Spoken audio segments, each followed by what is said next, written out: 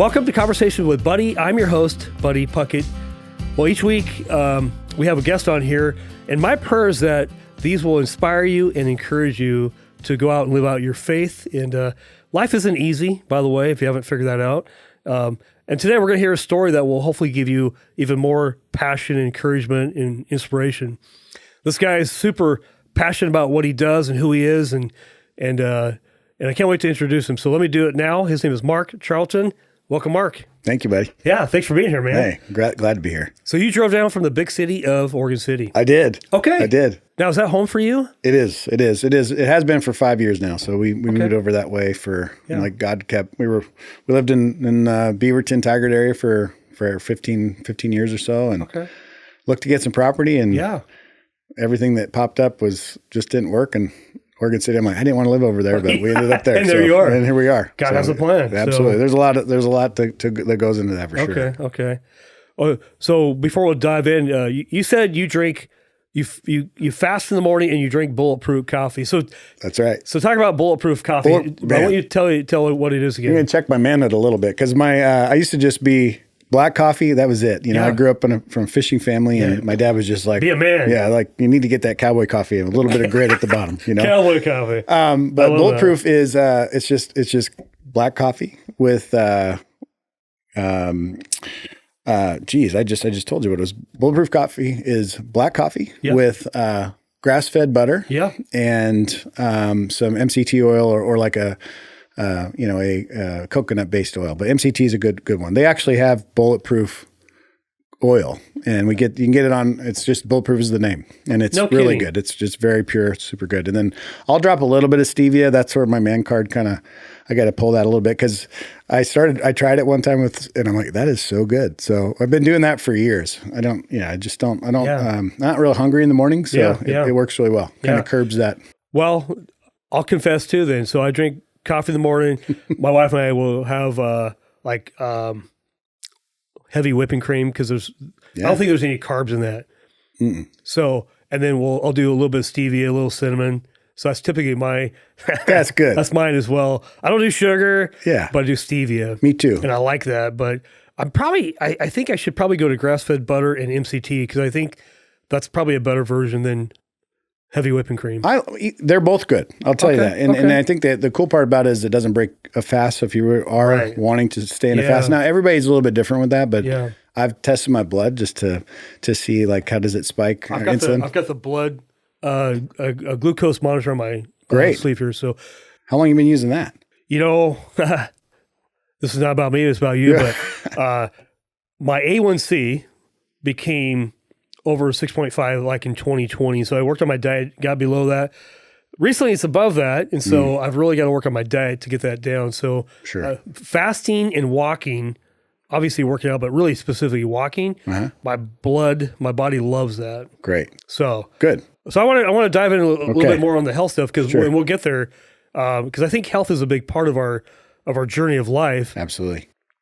Take us back, though. I want to hear more about you. Okay. Where'd you grow up? What was life like as a kid? Talk about mom and dad. Sure. So I grew up from Astoria, Oregon. No way. Yeah. So I grew up there with in a fishing family, commercial fishing family. So my dad, my grandfather actually started the business in the 1948. Moved over from Montana, and he was an entrepreneur from the beginning.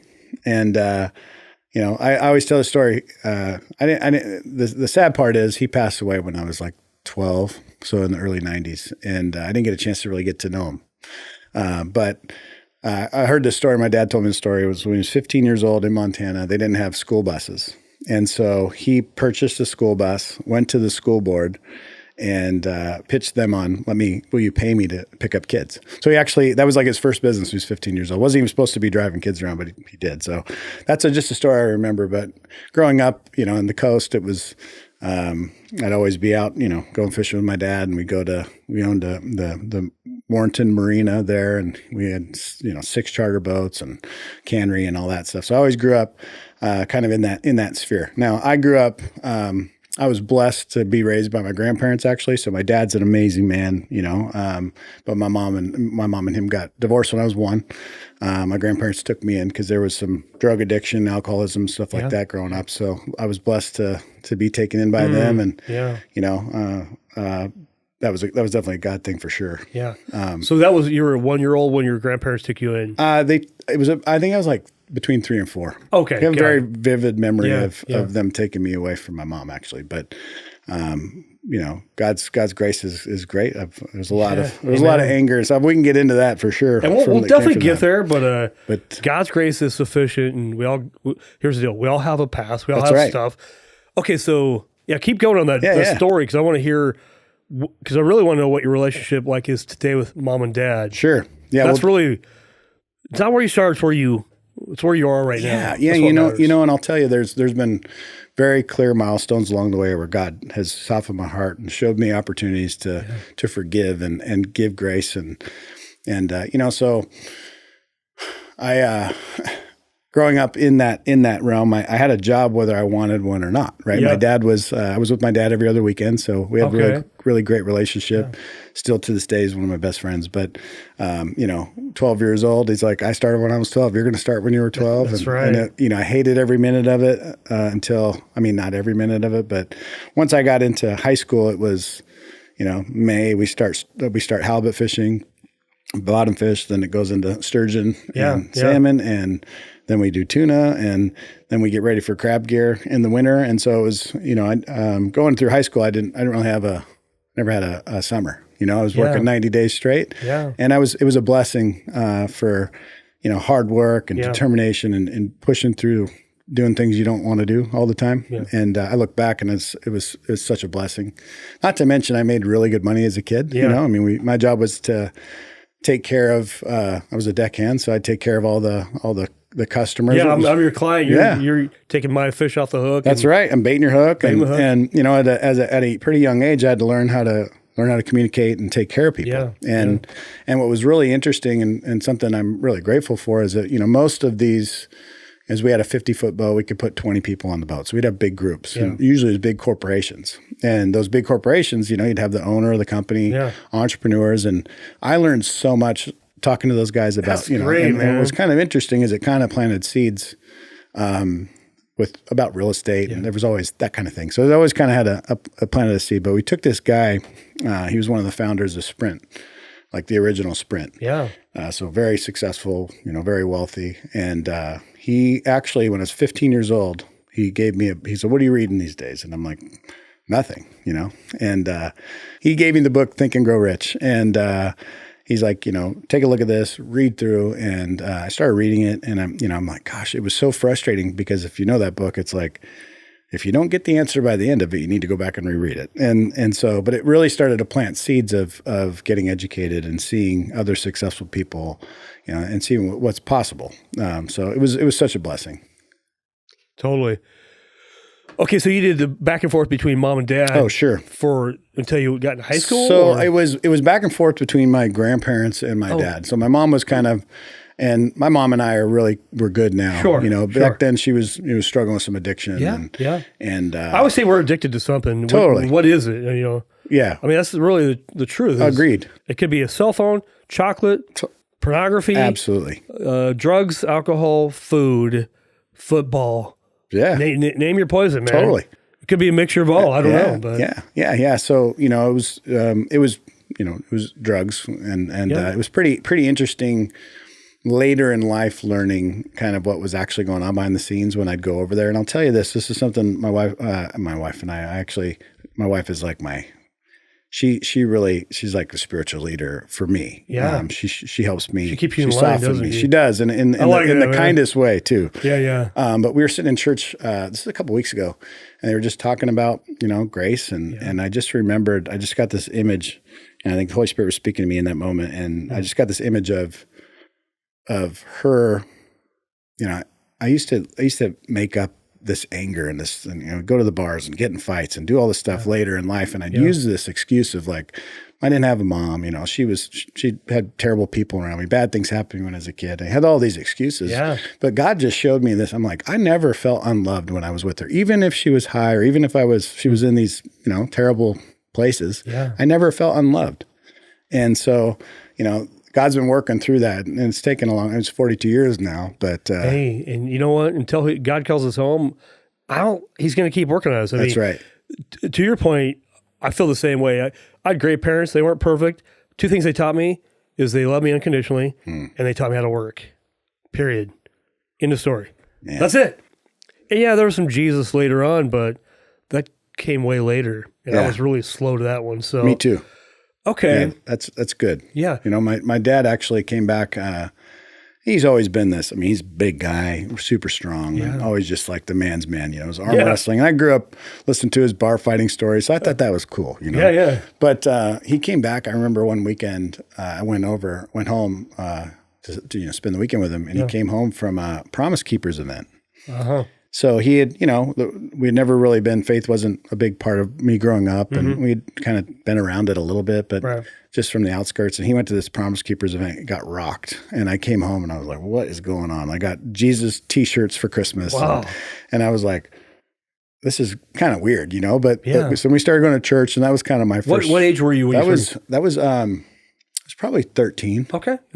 Yeah, 13 or 14. Yeah, I get it. You know, and then my stepmom, who's amazing, Ruby, you know, she's hardcore at anything she does. So like when we jumped into Jesus, she was like, you're going. And, you know, so we went to a Church of Nazarene in Warrenton. It's a great church, you know, reading out hymnals, singing out hymnals. I grew up in Nazarene, bro. I know all about it. Yeah, so it was hymnals. Yeah, it was a little rough and a little, you know, lackluster, but ultimately. My relationship at that time was just like I was a forced relationship, so it wasn't something I really looked for. I wasn't really into it. And then around 16 years old, I ended up meeting my high school girlfriend, and her dad was a pastor, and that was a requirement of dating his daughter, was going to church. So I ended up going to a lot of church, and that's really where I kind of got exposed to Jesus and what that looks like. So when I accepted the Lord, and was at that time. So you were 16 years old when you accepted the Lord? 17, right around that time. Yeah. That's right on. What sports did you play in high school? I was basketball. I played all the sports, but, you know, growing up in that 90s era, it was Michael Jordan, the Bulls, you know, so basketball was my thing. Drexler. Oh, I loved, I really like Danny Ainge. Oh, yeah. He's a white guy. I think I can relate to that guy. I think I'll probably be about his height, you know, and he shot well. And so, you know, he wasn't the Jordan, but, you know, I was always outside playing basketball in the rain or sun, didn't matter. And pretending I was playing with Jordan and making that, you know, last second shot. And so basketball was my thing. That was your thing. Yeah. What high school did you go to? Astoria. Oh, that's right. You went to Astoria. Yeah. Were you guys 3A, 4A, 6A? We were 3A then, which would be 4A, I think, today. You got all that stuff I know changed. all that transition. Yeah, I'm back in the 3A days, so I know. Yeah. It was great. After high school, what'd you do? So I went to Oregon State. So go Beavs! Yeah, that's right. That's awesome. Yeah. So I almost wore my Beaver gear today, and I thought, should have. What if he's a Duck fan? I don't know, man. You might offend him. I won't be offended. Being a Beavers fan, you can't get offended. So I know, right? Yeah. We'll take that one on the chin a little bit. We're true fans. Yeah, we're true fans. So, okay, you went to Oregon State. Went to Oregon State, you know, and the girlfriend that I had met, she went there, so she was a year ahead of me. So I got exposed to Oregon State as a senior. So she was a freshman in college. So ended up going down there and, you know, had aspirations to play basketball. I had an opportunity to play at Linfield. Yeah. And I'm like, I'm going to play D1. So walked on, got to play on the practice squad a little bit and play, but didn't, you know, I started getting into partying. And so all that hard work in the summers, like I had freedom and I'm like, I can do anything I want. And I did everything that I hadn't done for a long time. So. Yeah, you went down that road. I did. Yeah. And, you know, I made it, I did make it. I was in my fourth year, got 2 years done in 4. Yeah. And, you know, I was, man, there was some crazy times. I learned how to play poker in college really well. So like I drank a lot of beer and but ended up starting to get in some trouble. And were you still dating the girl? No. Okay. Once I got down there, I'd broken up and yeah. Okay. Yeah. What year did you graduate high school? I was 01. Okay. Yeah. All right. And then, so did you ever graduate for Oregon State? I did not. So you got the 4 years and two. I got about almost 3 done. Almost 3 done? Yeah. And then, honestly, that's cool though. You went. Yeah. You had your experience. I went and, I would take I'm sorry, my grandparents, when they see this, they know this already, but I would take my student loan check and I'd cash it and I'd go to the casino. Yeah. And we would play. I played poker. I started the first no limit game at out there at Grand Ron. We'd play like 3 or 4 nights a week, and I paid my bills. That's how I made it. Yeah. It was just life was fun. Yeah, man. It was fun. It was crazy, but but ended up getting in trouble a little bit, and then I decided to. I'm going to drop out of college and maybe I should move to Hawaii because that's what you should do. Yeah. And I made up this story, told my dad, I'm like, hey, I want to get you out of fishing in the winter. And I think we could do something in the winter in Hawaii. I'll take the boat over there. And so I'm going to go check it out. And he's like, okay. Yeah. Whatever. And, so I ended up over there for 6 weeks, ran out of money and had to come home. And it's funny. Then I got into work. And so you were probably what? Early 20s, 22, 23? Yep. Yeah. You're in Hawaii, 6 weeks, you ran out of money. What was the wake-up call for you because you professed Christ at 15, 16, became a prodigal son, me too, I know all about that. What was the wake-up call? What was the turnaround point? Man, I wish I could say it was that early in my life. It wasn't though. It was, my wife and I, we got married in 2009, so it was 23. Okay. Going 24. So you got back from Hawaii, broke, living at home probably. Yeah, I ended up moving in with my best friend and my grandfather. So my grandfather that raised me was he was a general foreman for Portland PP&L. Okay, yeah. And he had he gave us an amazing life. Like we had more than enough. They had great home, nice cars and great middle income, but had enough. And I was like, gosh, when I got back from Hawaii, I told my dad, I'm like, I don't want to go fishing. It's not my thing, Yeah. And so I called my grandfather and I was like, hey, what you do is intriguing. I've watched you, you've given us a great life. And he had retired from PP&L and took on another role up here in Portland at International Line Builders. And they would do all the high line, and so they work with helicopters and do all the high lines and high energy stuff. So, which I thought was really neat. And I was like, hey, I'd love to learn more about that. And he goes, okay, well, if you're serious, I need you to go get your CDL. And when you get that stuff done, then give me a call. Nice. And so I got it done that week. I started the CDL classes. I took the test. I need to do my drive test. I need to get some.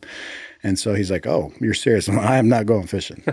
So you're motivated not to go fishing, so you're going to figure it out. Definitely was, you know. And so ended up working, got the CDL and started on the underground division as a laborer. And started as a laborer and, worked my tail off. And it was great because I was taking home $500 a week. So my truck payment was $500, my rent was $500, and my drinking bill was $500. Dude, you had $500 left over. I was doing great. That's exactly how it was great.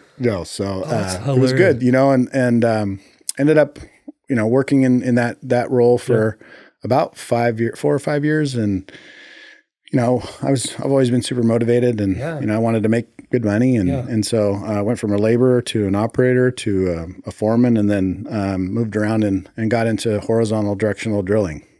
Interesting. So my grandfather did all the high line above ground. We did all the underground stuff. So got into that and it paid really well and was blessed to not have any layoffs for like 4 years and then got laid off. And for the first time, and I went home, and I kept hearing about this new blonde lady who was home from college, who was working in her dad's coffee shop, and I said I should probably go check that out. And, that ended up that's my wife now. Yeah. What's your wife's name? Her name's Colby. Colby. Yeah, that's awesome. That's a really cool name. Hey, do you have any siblings? I do. I've got a brother who's about 6 years younger than me, and then a sister who's 7 years, and I have another. So those are from my dad's side. Yeah.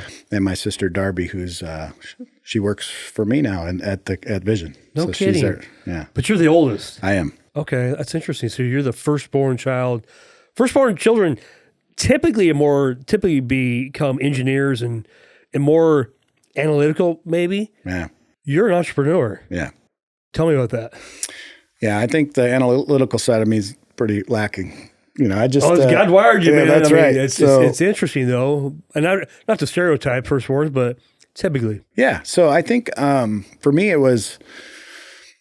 My grandparents my grandmother was always like, you can do anything you want. So I loved. There was I had this definition of being rich, and that definition was, I didn't have to wear the same pair of socks more than once. So brand new socks. For some reason, socks were the thing for me. And I had an Italian car in the garage. If those those boxes were checked, then I was good. So I always had Lamborghinis and Ferraris up on the wall. And I just had these images of like this, this lifestyle that the MBA was going to give to me, right? Because I was going to make the MBA for sure. So I was already planning all that out. So I'd already planted seeds. And they also never, they never said you can't do that. They're like, you can do anything you want. And then my dad loved new cars and had cars, and so as maybe like crab fishing, and that it can be feast or famine. So you can have really great years where money's flowing, and you have years where it's not so great. And so I learned some stability from my grandmother, and then I learned to like the nice things from my dad too. So I kind of got best of both worlds. But ultimately, when I got into, surrounding those in that construction field, there were amazing guys, amazing people, but mostly men. And they're like, hey, slow down. Like, you're working too hard. You're going to work us out of a job as union work. And I'm like, what do you mean? I'm not wired that way. Let's get the job done. Let's get off early. Yeah. Right. And so. Sounds like a state job. Yeah. Well, it was a union. It might as well be. Okay, so, so but one of the things that I remember very vividly is talking to a guy, and he had been an operator for 35 years, and I'm 23 years old, 24 years old, and I'm his foreman. And he's like, why are you driving so hard? And I'm like, man, and I go, well, I just want more. Like, I don't think this is it for me, and it's not. And he's like, I go, why don't you want more? And he's just like, I'm content. And I'm like, awesome. So I felt like I now understand what the definition of content means, but then I thought it meant giving up. Right. And I'm like, I get that. I'm not into that, and so I ended up, I tried a couple different things in that vein. Yeah. But, I was always open to, I tried a couple MLMs. I sold water, which is really expensive to ship. I found out people don't want to spend $300 for a box of water. Weird. But, I tried a bunch of different things because I was looking for what's the next thing that's gonna drive me. And I'll tell you this, by saying yes to a lot of those, those opportunities, whether I didn't make any money in it, I was always surrounded by people that were pushing you to get knowledge. Yeah. Like personal growth, personal development. And so there were a lot of seeds that I can look back to, from the entrepreneurs we took fishing to these MLMs and people who are, motivated by trying to have a better life. Yeah, totally. And so I think a lot of those seeds were continuing to grow.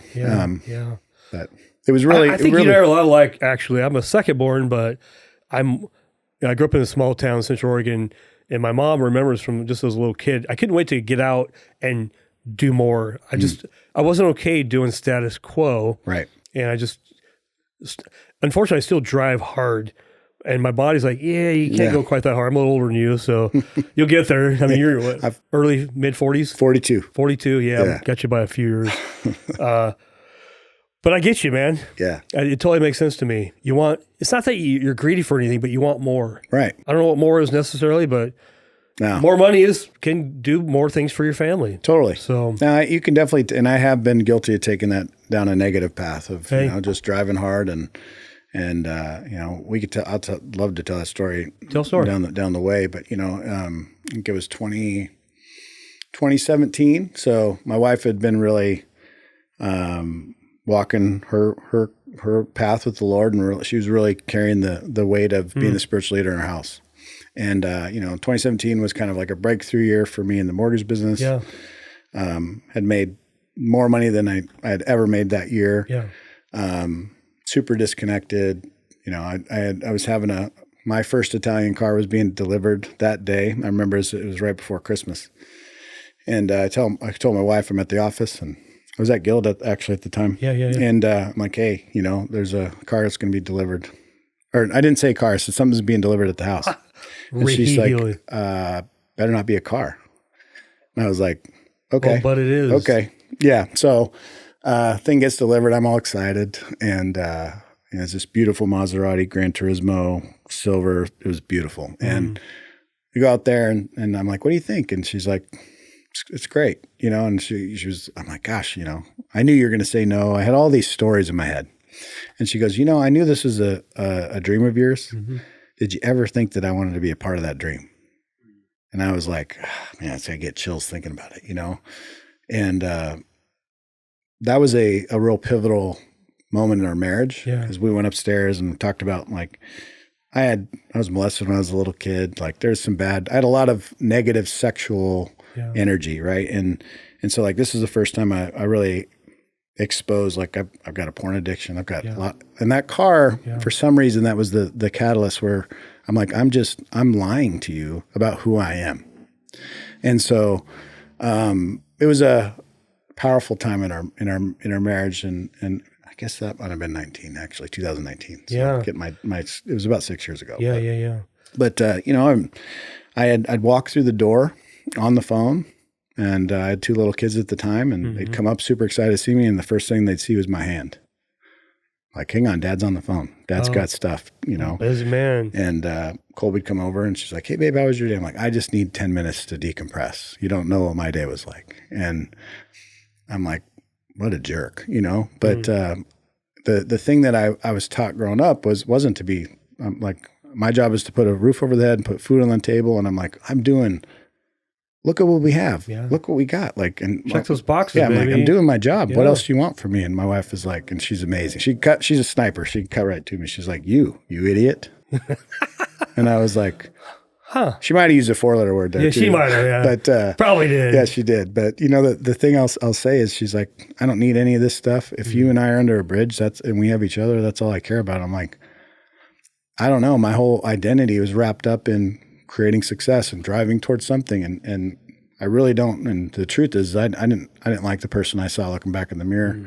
I had a lot of demons, and I would say that's why the gym became a big part of my life. Was around 21, is because I was like, I'm going to go express my demons. But in 2021, no, when I was 21 years old. Got it. And I used to say that I'm like, I'm getting my demons out so I can be a normal person. Yeah. Literally, that's what I was doing.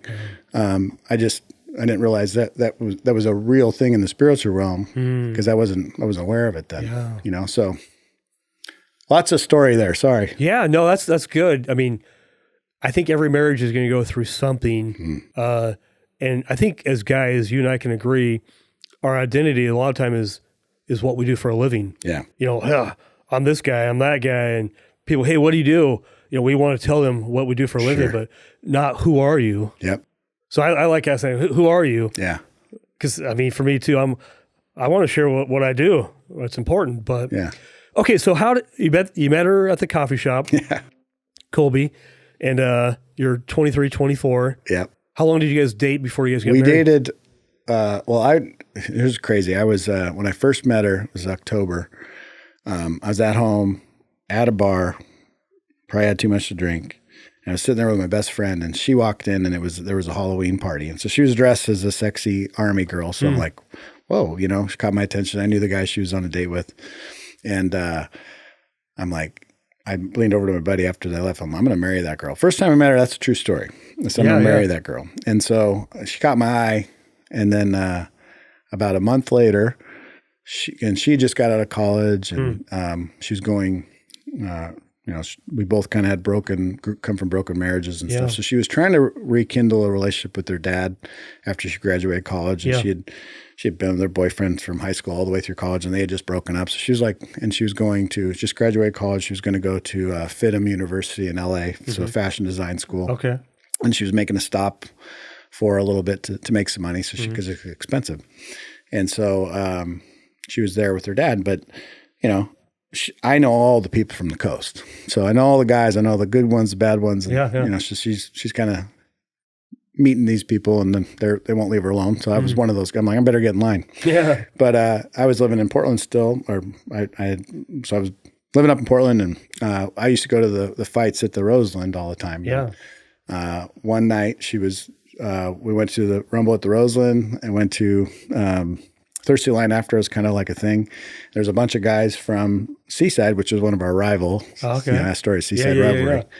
And she was there on another date with another guy that I knew. And I'm like, and I was, again, there was a common theme. I was drinking, and I was a little bit spicy. I'm like, you can't be having fun with these guys. Like, you should come hang out with me. And, you told I did right in front of them, because I was a little spicy. But, but she's like, you're crazy. And then so I ended up running into her twice.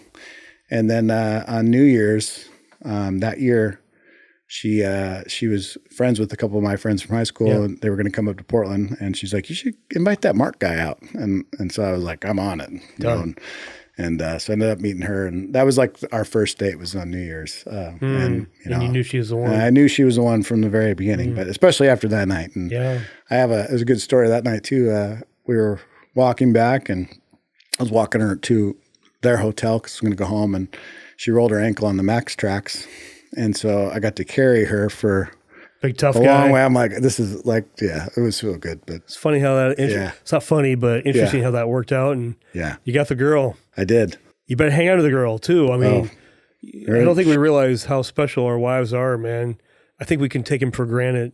I know I have. And how do we go back to that moment when we first get the girl and that's the one I'm going to marry? How do we go back to that point and remember and fight for that?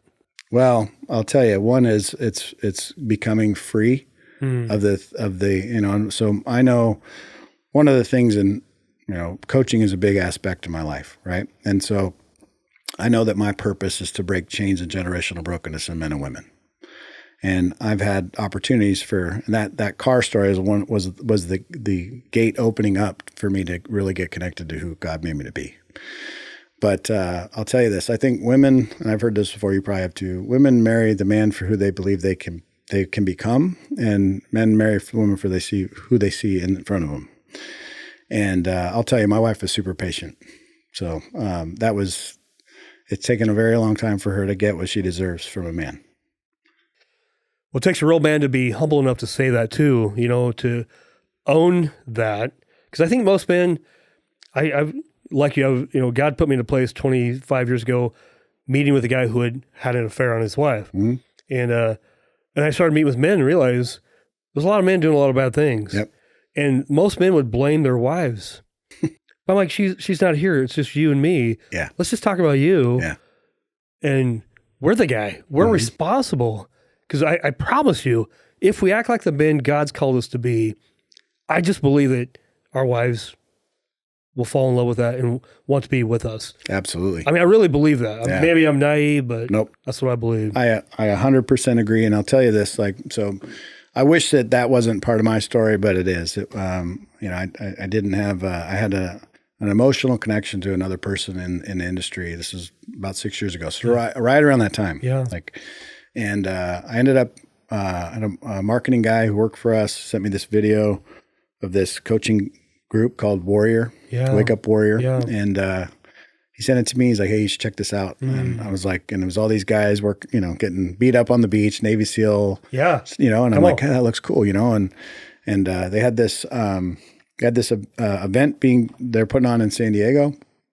And I'm like, hey, let's go. It's a business conference. Yeah. And it looks cool. Like these guys look like they're tough guys or whatever. Yeah. So I book it in August. What year is this? This is in this is 2019. So this is 20. So this is 6 years ago. Yeah. Man. So I'll tell you, like there's redemption at the end of this. There's redemption. Amen. But I ended up going to this, I committed to going to that event. And, it was November. This was August. Booked tickets. We're about 2 weeks from the event. I tell the marketing, hey, dude, I got us a hotel room down there. And he's like, I'm not going to that. I'm like, dude, you're the one that introduced me to it. Like, what are you talking about? You know, got to go. So I take my nephew had worked for me at the time. This is my wife's nephew as well. And I'm like, hey, you're into personal development.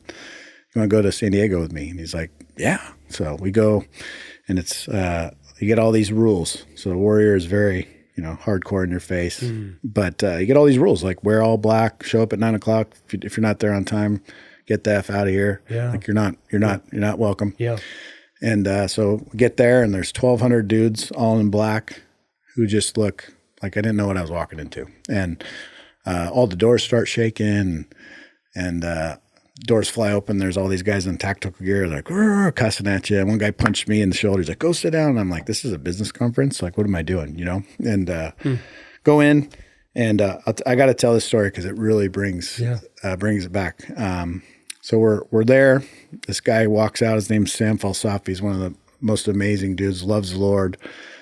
You wouldn't know that when he's in coaching mode. Not that he really softens up, but when he's in that coaching mode, he's got glasses on, huge beard. He's from Iraq. He looks like a terrorist. I mean, that's and he comes out on stage and he goes, "Every man in here, you're all effing liars." And I'm like, that was the opening statement of this event. And I'm like, wow, okay, and they put us through some of this stuff. And my nephew and I were under the table doing push-ups. And I'm like, dude, if this thing doesn't get better by lunchtime, let's go to the beach, And so one of the evolutions that they had was turn to your brother, look him in the eye, and tell him the worst thing you're doing right now in your life. And I'm looking at my nephew. I know I'm out of integrity in my marriage right now, and I'm going down a path that I don't want to go down, but I am. And I lied. I said, make up some lie. And I'm like, hey, what would be great is if maybe we should share with other people so we can get the full effect of this. Right. Because I didn't want him to be exposed, right? Yeah.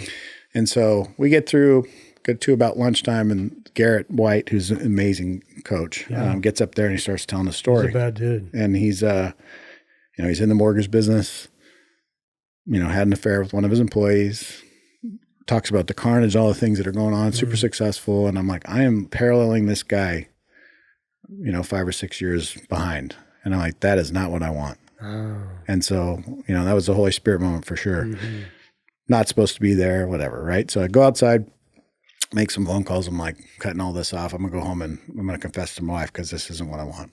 And, I didn't. I mean, I went home, but I also committed, if this is the kind of experience I can get in one day, like I'm going to do the Warrior Week. I'm going to do the week, Warrior Weekend. I'm going to do anything that they're selling, I'm buying. So I bought literally everything that they offered there, and went home, and I cut everything off, but I didn't confess, and so I ended up going to their Warrior Week, which is a 4-day event. And I got rocked, and I got set free of a lot of things. When I had porn addiction, I hated who I saw in the mirror. Like I was broken sexually. Like I had all of these things, and like I was just looking for, like the cars and the money and attention from others was really what it was fueling me. But that attention was something that I really was looking for, and I wasn't, like you said, I wasn't getting it from my wife. And really, what it came down to is I was afraid of being a fraud, because like on the outside I looked good, inside I was completely just in turmoil. And so first time I heard God's voice was on the beach in Laguna Beach. It is cold there in January, by the way. You might not think so, but best, most amazing experience I ever had. And I came back from that experience ready to go back to work on my marriage and myself. After this 4-day event. Yeah. Yeah. And then, they do an amazing opportunity. They give the opportunity to give this thing called the Queen's Gift. And because you come back from an experience like that, and you just went through the most emotional experience. I had 24 guys that I didn't know before I got there. I knew everything. I knew more about those people than anybody I've ever met by the end of that. Full transparency. Such a cool, amazing experience. Like it's a God-filled experience, by the way. Yeah. And I come home and we watch this video, and there's an opportunity in that video where it says, this is where an opportunity, maybe your husband's going to share something. And so I had the confession and broken heart in that moment. But I'll tell you, the glory, it makes me emotional because like I've seen God's grace through my wife in that moment. And I'll tell you, I didn't want that to be part of my story. Nobody does. But we've been redeemed. And also like there's an unexplainable connection that happened when like everything was brought into light. And I believe that that's God's design for us. And, our marriage is our second most important relationship. And that's God's design. We screwed that up. Oh, man. And so, 6 years ago, that's when we started that process of. Because you've been married for 15, so I was year 9 in marriage. Yeah. Yeah. I wonder how many marriages, here's interesting stats. I don't know if these are exactly true. 50% of marriages, roughly, you can argue that, but end in divorce. Yeah. How many of the 50% are still married that are teetering on divorce? Sure. And that's the question I asked too. I mean, I don't like divorce. God doesn't like divorce, but I think God allows divorce when we've got our priorities wrong. Yeah. God is a jealous God. And I think he allows it. I don't think he likes it, but look, he's going to do whatever he can to bring you back. Yeah. We all have a story. Will we share it? Will we be transparent about it? And but I think the thing about your story is, that God redeemed you through that, through His grace, your wife's grace. You're still married. Yeah, and only by His grace. Only by His grace, and also, I think that one thing that's amazing is we found a new church like right around that season, and we walked in the church, and our pastor Ben was talking about sexual brokenness, and I'm like, what is going on? Like, this is not normal, right? But like I found my people, and what's interesting is we have a responsibility, in my opinion. Like Ed Milet, somebody I listen to a lot. I love that guy, but what he says, he's like, you're the best person to help the person that used to be. Right. And you had to go through it to be able to help somebody else, is what you're saying. Exactly. Yeah. And your tests become your testimony and all. You've all heard those things, but ultimately so many people have gotten freedom but aren't willing to share. And that gives someone else this vulnerability. Like, I don't like talking about that stuff, but that vulnerability allows and gives permission for somebody else to do the same thing, hopefully. And that's our I think that is our duty as Christian leaders and men in general. Right. Something we need as men too. I recognize this is not easy to talk about your past or my past. Like I was having my wife and I we tried to take a couple out for breakfast once a month, just to people we would normally meet with, just for fun. And this guy happened to be my neighbor. He knows the new buddy, but he doesn't know the old buddy. Sure. And I began unpacking my history. He's like, I thought you were always this good guy. I go, oh, no. Only by God's grace. Right. And so, I mean, I have 2 daughters. And so when they were growing up, I said, girls, you can ask me anything you want to know, but be careful because I'm going to tell you the truth. It's going to be painful. So careful. Yeah. So, and it is hard to be transparent because we're guys, we're prideful. We want to look good on the outside, but what our wives and our children want is humility. Yep. Your employees, they want to see Mark's heart. I mean, Jim's talked about you. I don't know you that well, but he really thinks a lot of you. Yeah. Really thinks a lot of you. In fact, let's dive in a little bit. I want to talk more about mortgage, Sure. Your journey a little bit and where you're at today. And you have, did you learn the 4 F's from the Warrior? So Warrior is body, being, balance, and business. So, and what's great is, I was about 7 months into the Warrior journey, being a part of the Warrior. Yeah. I was part of their syndicate and all that stuff. And, it's, it paid $50,000 to be a part of that group for 90 days. Like it was a very big investment, but like it was the value I was getting in my life and my marriage. And I was blessed to have the ability to do that through mortgage. But our first Empire meeting, which is with all these guys, there's about 200 guys in there that wrote stroke checks that big. Yeah. And they changed the warrior model, and like we're going to kind of go away from live events and do this stuff, and they ended up bringing up all the coaches, the guys that like changed our life, and they called it the Viking funeral, and said thank you for your service, and fired all the coaches at that event. No kidding. Yeah. And so we're like, what's going on? And so like again, all God's timing. My wife and I had gone to the 10X Growth Con, Grant Cardone's in Florida previous that year. She had bought a marketing something there, and she was supposed to be in Beverly Hills like a week after this. So I'm in Laguna Beach, is where Warriors headquarters was. Yeah. And I'm supposed to come back in a week. So my coach, Kevin, who was my Warrior coach, and he was lead coach of Warrior, I'm like, hey, dude, I'm going to be back in a week. And like, what's going on with all this stuff? Like, Warrior's out, I guess, like, and so I'm down there again, and we link up, and he's like, hey, we've got the blessing, because we're certified coaches in Warrior, that we're going to keep this thing going. Okay. And I'm like, awesome, I'm in, he asked me to be a part of it, and I'm like, awesome. So I wrote another check to, I'm like, and I thought I was buying in to be part of the ownership. Right. And I'm just one of the first adopters, but we ended up, 7 of us from Warrior, got together and started another coaching company called Forge Legend. Okay. And, that is the foundation is faith, family, fitness, and fun, and, faith, family, fitness, finances, and fun.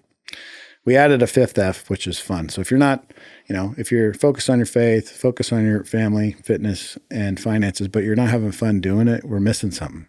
Right. So that's where those 4 Fs came. And it was definitely, not a spin-off, but it's body, being, balanced business, faith, family, fitness, finances. Yeah. And, that is a foundation of my company. Yeah. We're one of the best coached mortgage companies in the country. Yeah. And we follow that faith, family, fitness, and finance. And finance is, we're a finance company. Yeah. That's number 4 on the list for us. Yeah. Interesting.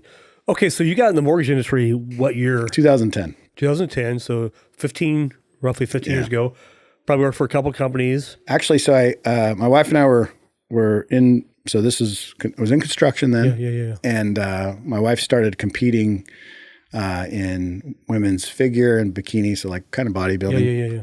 And so we were part of this team, and I had started interviewing real estate brokerages because I thought I wanted to be a realtor. Okay. And so I got a part of this team, and I started competing as well. And there was about 30 people on the team. Yeah. There was like 3 guys. Okay, and, all women. 27 women. And of course, there was 6 realtors in that group. Okay. And there was 1 lender, and a lady named Annie. And I went and interviewed a couple of the real estate brokers, and they're like, hey, you get your license, we'll hire you. And I come back and tell Colby, I'm like, I'm going to crush it. Everybody wants to hire me. I had no clue. Yeah. And Annie, she's like, you should come look at lending. And I was like, okay, cool. And I was actually in the middle of reading a book called Missed Fortune by Douglas Andrews. Yeah. And I was working construction, and we were working night shift. I was working 6/10s. But I was a machine operator at the time, so I could just sit in the cab and I could read. Oh, no way. So I met her. How cool is that? It was great. I mean, it was great, and this book talks about utilizing your mortgages and maximizing taxes and life insurance and all that stuff. But it really opened my eyes to what value, because ultimately my end goal was to be a real estate investor. And I'm like, if I can understand the finance side, I should be, I'll have a leg up, So I met Annie, went and shadowed her for a day, and I'm like, I think this is it. Yeah. So I come home and told my wife, I said, this is going to be the last construction job I'm going to do. When it's done, I'm going to get in the mortgage business. And, 2010 was a perfect time, right? rough time to get in, Yeah. I mean, all refinance business, things were kind of coming back a little bit, but, little did I know, it was a small company, small boutique. They were actually not doing so hot. Yeah. And, Annie was amazing. She's amazing. She's still in the business. But I got there, and they're doing some training, and about 2 weeks later, the guy that was training me, he leaves. A couple other people leave, and I get my first 3 loan opportunities, 3 refinances, all arms. I'm like, these loans make sense. We submit them, and they got declined. And, I'm like, I hadn't made money for 90 days. Yeah. I'm looking at my wife. I'm like, hey, this is it, And luckily, we had also been coaching on the side for health. So we coached healthy body, healthy mind, healthy finances. So there's always been this. You've always had some coach. Yeah. You've been a coach for a long time. Yeah. Yeah. So we had a little bit of supplemental income coming in there because I wasn't going back to construction. Right. And so it's like you're not going back to fishing. You're right. Not going back to doing construction. it, You kind of make up your mind, don't you? That's right. Well, I had funny sidebar. No, I had quit the construction company to go sell door to door, literally like 4 months after I met Colby. And I'm like, hey, babe, my buddies from BYU. Yeah. I'm like, hey, we made a bunch of money last summer selling door to door. You want to come help us? I'm like, yeah. So I quit. Told all the guys at construction, and I was doing pretty well. We were making like $45 an hour. I was crushing it. Yeah, and totally. And I'm like, I'm never coming back. And they're like, you're an idiot. And I'm like, no, you'll see. You'll see. I'll show you. For sure. But that didn't work out very well. So anyhow, what had happened is because I was training people in the gym, I met this guy, and he was, his name's Tim. He's an amazing dude. He's a financial advisor at the time. And the one thing they told me is in getting in the business is I had access to the loan toolbox. So I had Tim Brahim just burn it. I love Tim too. He's just burning in my ear. I had the CDs going all the time. He still burns in my ear. He is too. Loan Atlas is legit. Wow. If you have, that's a little plug there. But okay. So I'm listening to him, and so I had access to that. And then I met this guy, Tim, at the gym. And he's like, oh, you're in the mortgage business? We started networking a little bit. And he's like, I used to be one of the top producers in lending, and I was a coach at one of the companies called The Core. Yep. And I was like, oh, awesome. Been there, done it. Yeah, me too. And so he's like, why don't we do this? I'll train you in mortgage. You train me in the gym. And I'm like, done. Sweet. Let's do it. So who's the coach? His name's Tim James. Okay. So he was. Now, I don't know if he actually coached. Now, I loved him, but I don't know if he actually coached in the Core or was coached by the Core. Sure. Either way, yeah. So he knew some stuff. He did. And so we started talking about these things and those 3 loans and people quitting. Yeah. And he's like, dude, you got to get out of there. And I'm like, well, what do you mean? Like, these guys are great. And he's like, there's something going on there. I'm like, okay. So he connected me with a guy named Patrick Wellberg, and they were starting up. So I was like the 5th or 6th loan officer when Guild came to the Northwest that joined Guild. Yeah. And so got to be part of about 6 months in the business, joined that group.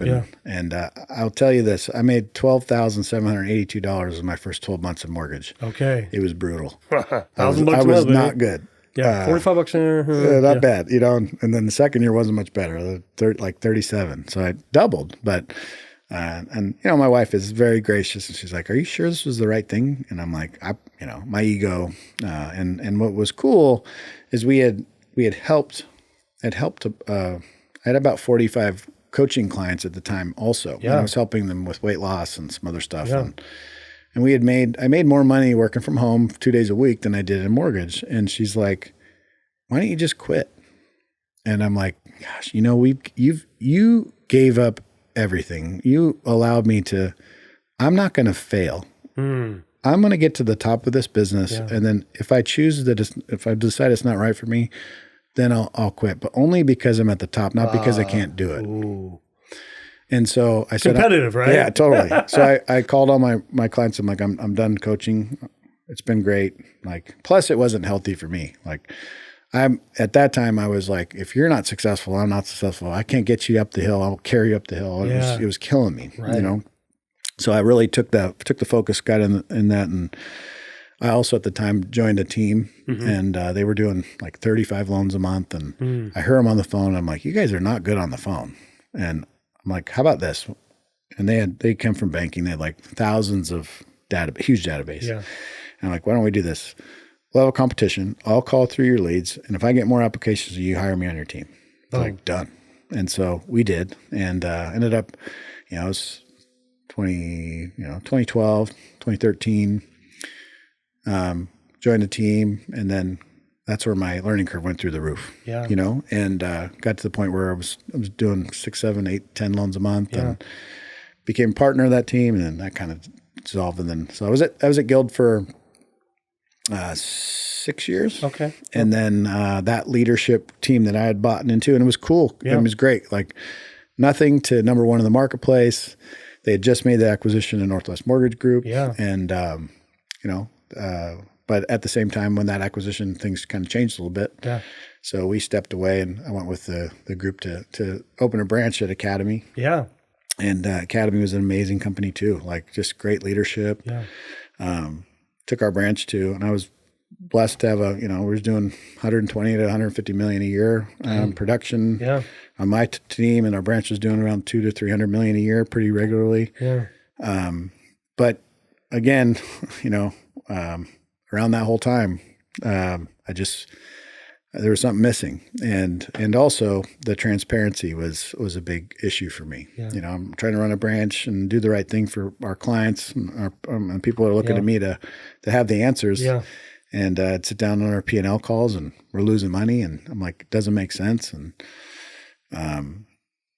so I fought for a couple of years to try to, like, hey, just give me the info that I need to make a good decision. I'm not going to use it against you, but I need to know. And I was playing golf in Costa Rica or somewhere with the leadership at Academy, and guy smacks me on the butt, and he's like, amazing year. And I had done we had 147 million that year. And it's great. It's unbelievable. And, crushed it, made amazing money. And, and I'm like, I just don't feel good about it. My P&L says I lost $1 million. Mm-hmm.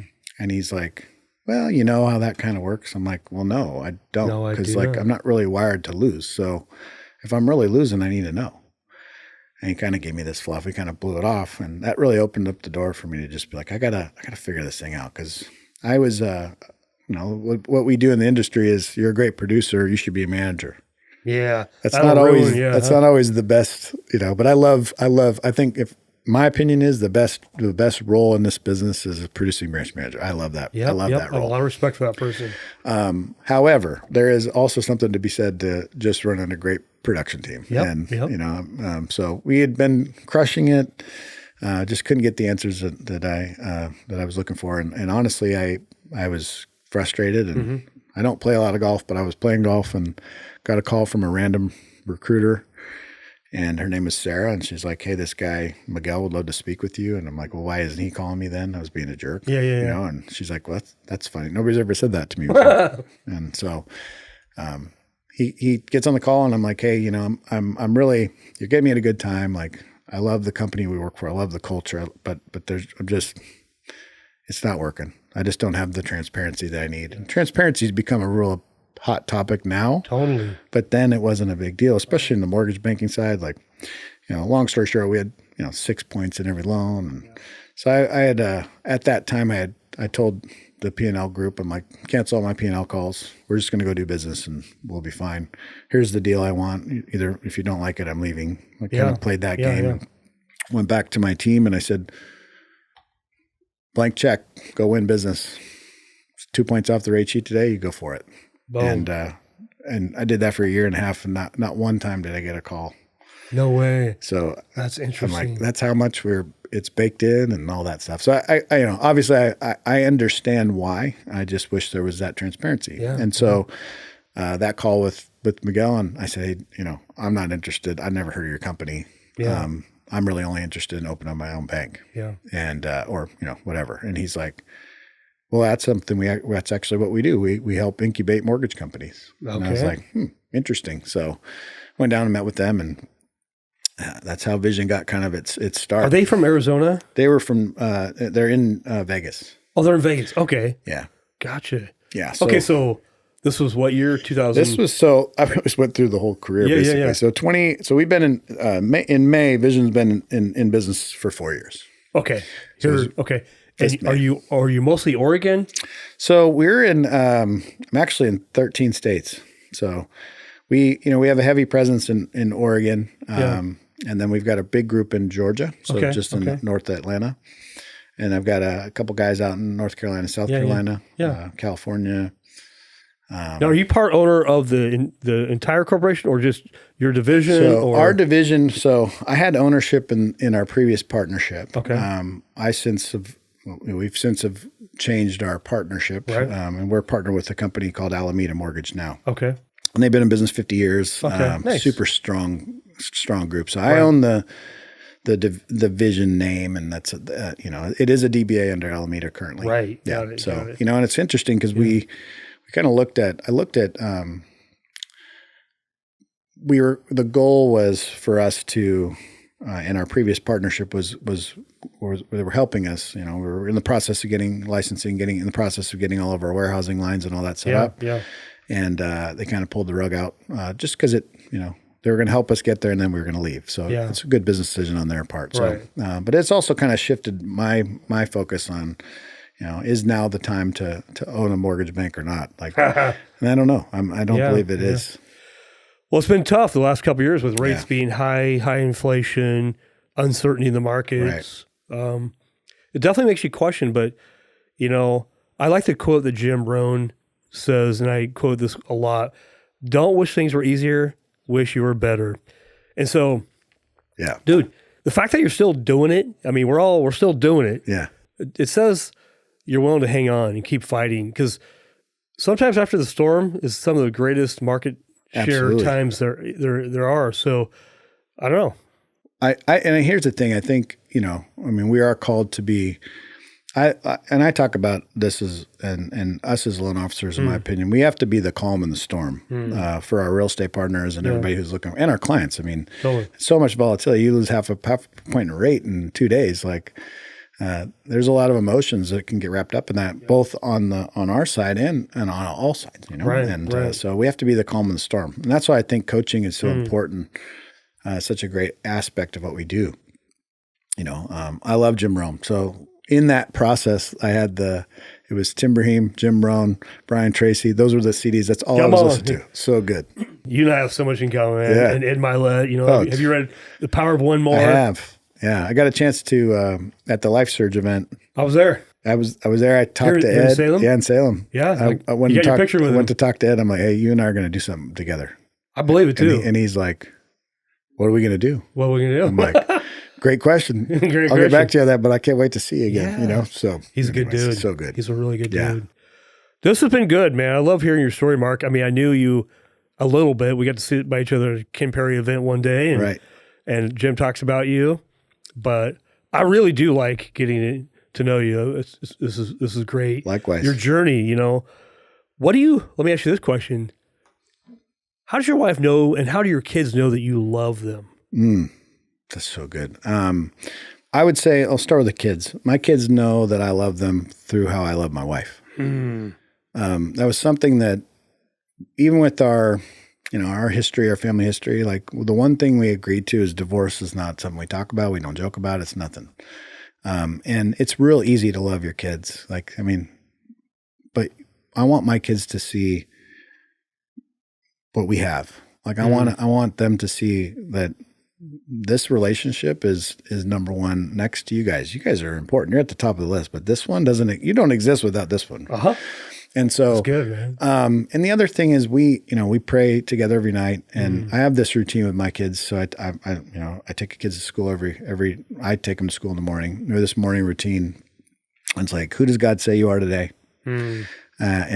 So what are your 2 words? And they'll scream. It's like, I'm a legend. I'm a leader. Like, and he is, he's a warrior. And so I think the first part is it's being willing to listen. Yeah. And I heard this, and you had daughters, right? You 2 daughters, yeah. 2 daughters. So I heard this struck me so to my core, is that girls will look for their identity.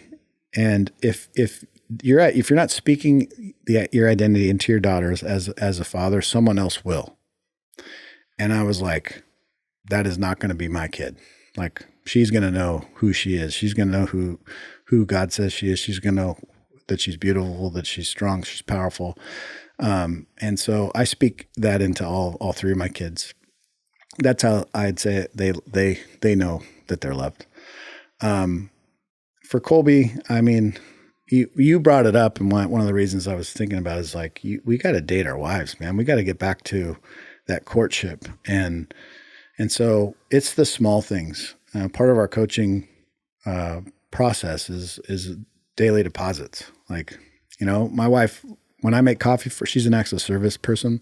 So if you guys don't know your your love languages, you don't know your love language of your kids and or your spouses, start there. It's a great place to learn how to communicate. But I know she's acts of service.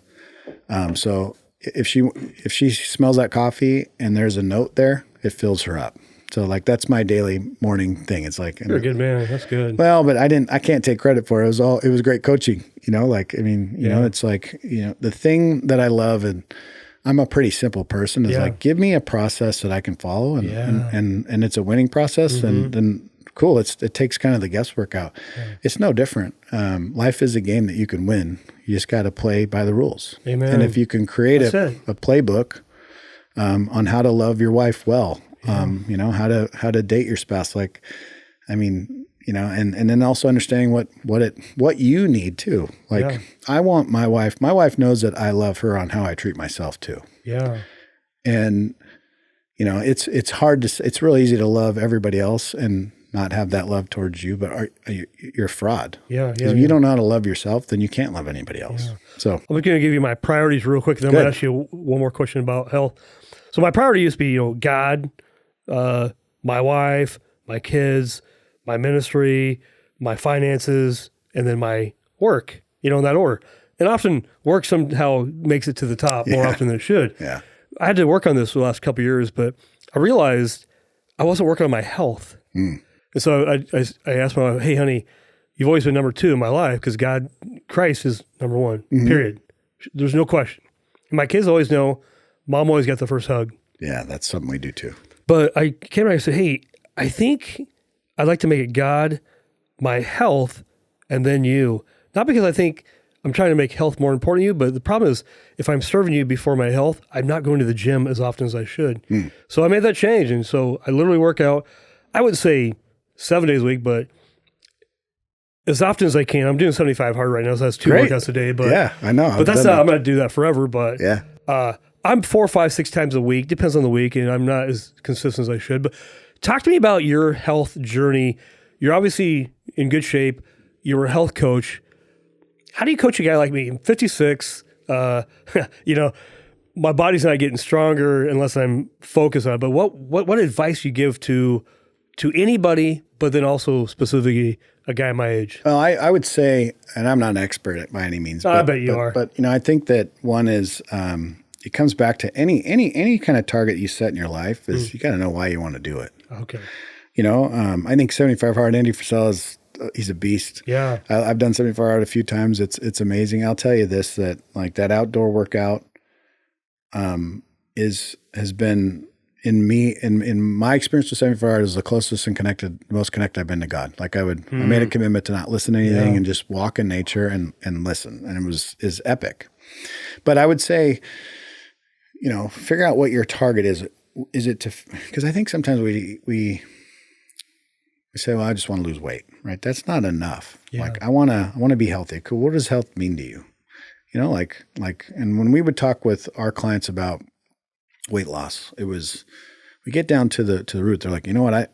I'm embarrassed to get on the floor with my grandkids. I'm like, okay, that's where we start.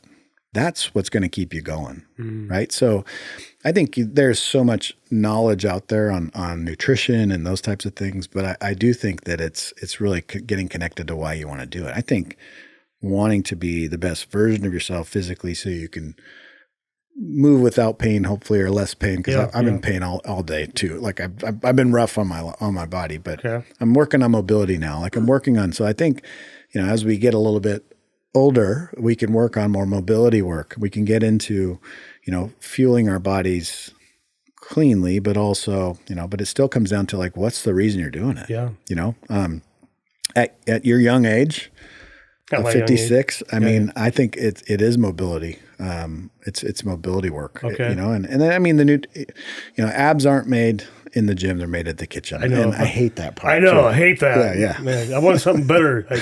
Nope, in the kitchen. But I also think having a coach. I mean, I just hired a nutritionist. I'm actually meeting with them today. And are they local? They're nationwide. Yeah, all over the country. Okay. So I think that's an element I'm missing, by the way.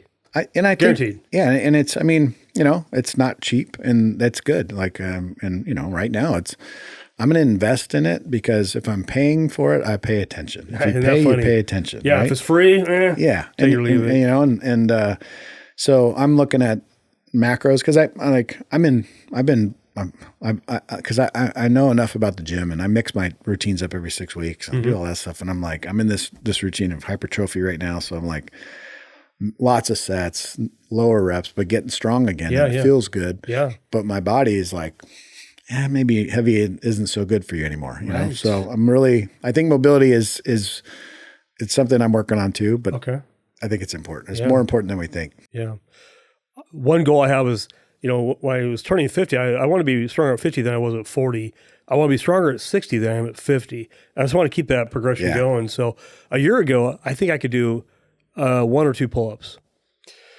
Well, I thought, hey, if I just work on pull-ups, I do cardio, I do all this stuff, the legs, biceps, triceps, all that. But I wanted to be able to do pull-ups because remember in high school we could do it 25 or whatever. Yeah. I could do only 2. Well, then I could do 3. Then I got up to 4 and 5 and 6 and 10 and 15. And I just did my PR, I did 20. So I'm like, but now my shoulder hurts. Right. So I'm like, well, is it that important that I do pull-ups? I don't know. I like pull-ups because it shows strength. Sure. I want to be able to even hang for 30 seconds to a minute. I think it's important to me for lower back maybe and just overall strength. But anyway, it's kind of where I'm at too because now my shoulder is like, crap, I think I need to lay off pull-ups for a while. Yeah. And maybe, and that's because I've had bouts with tendonitis in my elbows, and it's when you have that stuff, it's such a bummer. But you can, again, I'll seek out like expert advice. Like I've met this new chiropractor in Gresham, and his name's Aaron, and I'm like, I don't know what my neck and all that stuff's all jacked up. Thank you for fixing that, but my tendonitis, like I can deal with this stuff, but this is killing me.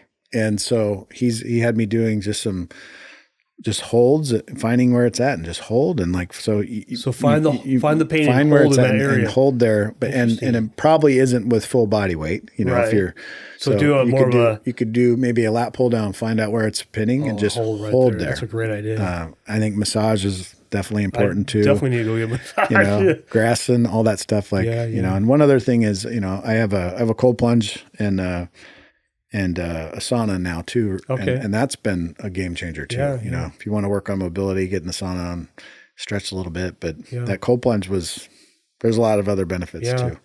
I don't do it as often as I used to, but. Well, I started out the year, I'm going to do a cold plunge every day. And I did it for 3 weeks and I got sick.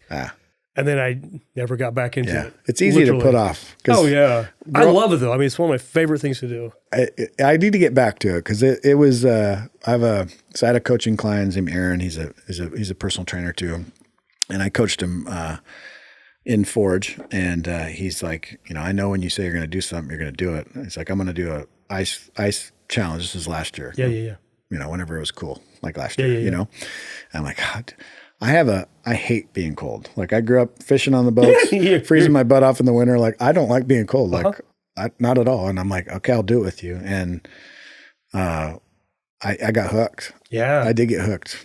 So dude, I agree. Such a dopamine hit. Yeah. Man. And I think part of it's like you're just laughing at yourself because you're like, I'm an idiot. What a goofball out here. It's like, I had my wife, I remember the first time, hey, honey, videotape me. It was not this winter, but the winter before. It was like 20 degrees or 15. I just couldn't wait to break the ice, hop in there and go, honey, videotape me. She's like, you're an idiot.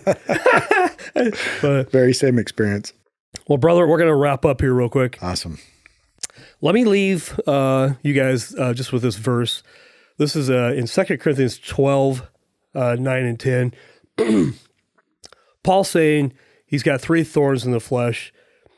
And then Jesus says to him, my grace is sufficient for you, for power is perfected in weakness. And then Paul says, most gladly, therefore, I will rather boast about my weaknesses, so that the power of Christ may dwell in me. Therefore, I'm well content with weaknesses, with insults, with distresses, with persecutions, with difficulties, for Christ's sake. For when I'm weak, then I'm strong. To say that, you and I, Mark, we're not weak. We're tough guys, right, bro? Paul says, when I'm weak, I'm strong. So, I'm not sure how we end on this here, but what's your thoughts on being weak like Paul's saying? Well, I think that it's upside down kingdom. I think that the weak being strong is it's living life with an open hand. Oh yeah. Right. So it's submission to this is not about me. And I think that there's strength in there, but as the world we live in today, that like I got power, I can control this. I'm strong. I don't need that. I think that that's what Paul's saying in that. I really do. I think that the more you can get out into the light, the more that you can not hold white knuckle things and just be like, hey, because I'll tell you this, I used to see Christians and they're like, God's got it. And I'm like, yeah, but you're lazy. You're not doing anything. You're not doing anything about it. And I'm like, I don't think that's what he meant. No. So I'm like, I also need to know, like, he is my strength. He is my power. And I also need to be checked on that too, quite often. Well, we're the mentality of David Goggins and, rise and grind. And here's the deal. I love this quote. God can't move a parked car, so don't be lazy. We have work to do. We'll go do the work, but the results are God's. And I think that's right. Results aren't up to me. He just asks us to do the work. And that's what they meant by that. Yeah. I took it so, I'm like, you're just Hey, lazy. we're guys, man. Yeah. I think Goggins says something to also, and it's resonated with me, is he says, when I get to heaven, I don't want God to introduce me to the version of me he had for me. Like, and Goggins says that he's like, I'm chasing the man that God created because I don't want to get to heaven and say, let me introduce you to who I created you to be. Like, that was powerful. That is powerful. Yeah. Well, I think you're living that out, Mark. I mean, I really do. I sense a lot of humility, and it came through hard times. So I really appreciate you being here, bro. I'll be praying for you, and Lord bless you. But thanks for being here today, and thank you for listening each week. Hope that this will encourage you, inspire you, and thanks again, Mark. Buddy, you're amazing. I appreciate you doing this, man. Thank you for having me. Cool. See you later.